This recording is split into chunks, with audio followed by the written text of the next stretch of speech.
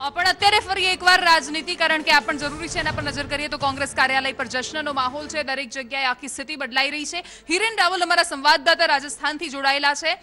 હિરેન, સીધા રાજસ્થાનથી એ જાણવા માંગીશું કે રાજસ્થાનમાં સત્તા પરિવર્તનનો પવન તો છે, પણ અત્યારે ત્યાં શું માહોલ છે?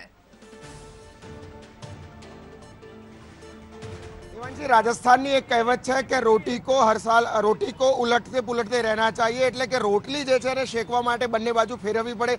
અને એ જ કહેવતના આધારે રાજસ્થાનનું રાજકારણ પણ લગભગ ચાલતું હોય તેવું લાગી રહ્યું છે, કારણ કે છેલ્લા 25 થી 30 વર્ષથી આ જ પદ્ધતિથી દર 5 વર્ષે કોઈની પણ સરકાર હોય એને બદલી નાખવી.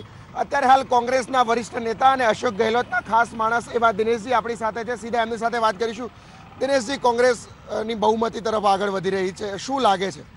રાજસ્થાનના અંદર અશોક ગેહલોતની પિછલી સરકારના અંદર જે જનકલ્યાણના કાર્યક્રમ થયા હતા એ પણ બધા જ આ વસુંધરા સરકારે બંધ કર્યા.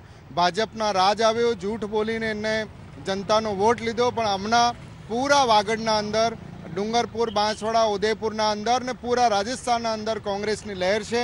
ને રાહુલ ગાંધી જે યુવા નેતૃત્વ દેશને આપ્યું છે એના લીધે આ રાજસ્થાનના અંદર હમણાં 150થી પ્લસ સીટે પણ કોંગ્રેસને આવવાની લાગી રહી છે. મુખ્યમંત્રી તરીકે કોનો ચહેરો અહીંયા રહેશે? કારણ કે અશોક ગેહલોત પણ છે અને સામે સચિન પાયલટ પણ છે. બંને રાહુલ ગાંધીના વિશ્વાસુ છે. ના, અમારે મુખ્યમંત્રીનો ફેસલો પણ વિધાયક દળની બેઠકના અંદર થાય છે ને એ બધું તે કરવાનું કામ અમારા રાહુલ ગાંધીજી અને આલા કમાનનું છે. એ જેને કોઈ પણ આદેશ આપશે એ અમારું રાજસ્થાનનું મુખ્યમંત્રી બનશે. પણ જનતાની જે લાગણી છે કે પિછલા ટાઈમ પર જે અશોક ગેહલોતે આમ વ્યક્તિ હારું, યુવા હારું, ગરીબ હારું, આદિવાસી હારું જે વાત કરી છે, તો હમણાં જે વોટ મળ્યો છે એ પિછલી અશોક ગેહલોતની સરકારને દીખી ને કોંગ્રેસ પાર્ટીને વોટ મળ્યો છે, રાહુલ ગાંધીને નેતૃત્વને વોટ મળ્યો છે. એટલે જે બી રિઝલ્ટ મુખ્યમંત્રીના રૂપમાં આવશે એ રાહુલ ગાંધીજી બઢિયા અચ્છો નિર્ણય યાના આદિવાસીઓને, ગરીબ લોકોને દીખીને કરશે. પ્રાથમિકતા શું રહેશે સરકારની રાજસ્થાનના લોકો માટેની? જે પ્રાથમિકતા એ છે કે જે પિછલી ટાઈમમાં અમારી જે બી યોજનાએ હતી અશોક ગેહલોતના રાજના અંદર કે ગરીબ આદમીને પેન્શન મળવું જોઈએ, અહીંયા કર્જ માફી થવી જોઈએ, બેરોજગારને બેરોજગારી ભથ્થો અને રોજગાર મળવું જોઈએ, એ જ અહીંયાની પ્રાથમિકતા છે. ગરીબ દવાઈઓ જે અમારી અહીંયા મળતી હતી એ લોકોને મળવી જોઈએ. અને સુરક્ષાનો જે વિષય રાજસ્થાન અંદર ઊભો છે કે એવરી ડે यहाँ પર જે બલાત્કારની ઘટનાએ બચ્ચીઓ સાથે થાય છે એ બંધ થશે જ્યારે કોંગ્રેસનો રાજ આવશે. દેશભરની અંદર મોદી વેવ છે, મોદી લહેર એક બાજુ ચાલી રહી છે, બીજી બાજુ મોટાભાગના રાજ્યોમાં છે ભાજપ સરકાર છે. અહીંયા પણ વસુંધરા રાજે હતા.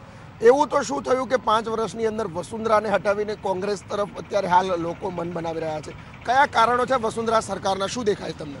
જો એ વાત કરવી જ હવે ખોટી છે કે એક વખતે 5 વર્ષ પહેલે નરેન્દ્ર મોદીના હકમાં બિલકુલ લહેર હતી, હિન્દુવાદના નામ પર લહેર હતી. તો 5 વર્ષ પહેલે જે ચુનાવ થયા એનામાં આવ્યા. પર ગુજરાતની શું સ્થિતિ રહી, કેવી કાંટાની ટક્કર રહી, કર્ણાટકના અંદર કેવી સ્થિતિ રહી ને રાજસ્થાનના જે બી પિછલા ઉપચુનાવ થયા છે એના બધા ઉપચુનાવના અંદર પ્રત્યેક લોકસભા ઉપચુનાવ में, વિધાનસભાના ઉપચુનાવ में કોંગ્રેસ જ જીતી છે.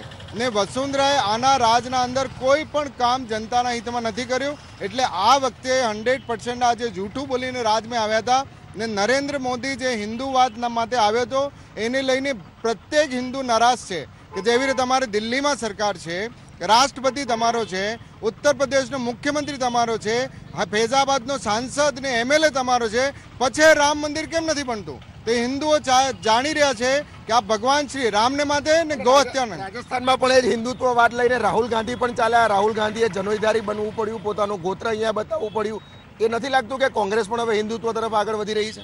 દેખો, જવાહરલાલ નહેરુજીથી લગાવી ઇન્દિરાજી, રાહુલજી, રાજીવજી ક્યારે પણ મંદિરમાં ના ગયા એવું કાર્ય થયું જ નથી. હર ઇલેક્શનના અંદર યા ઇલેક્શનથી પહેલે યા રાજસ્થાનના અંદર, ગુજરાતના અંદર કોઈ જગ્યામાંથી અમારા દેશનો પ્રધાનમંત્રી ગયો હોય તે મંદિરમાં દર્શન કર્યો જ હોય.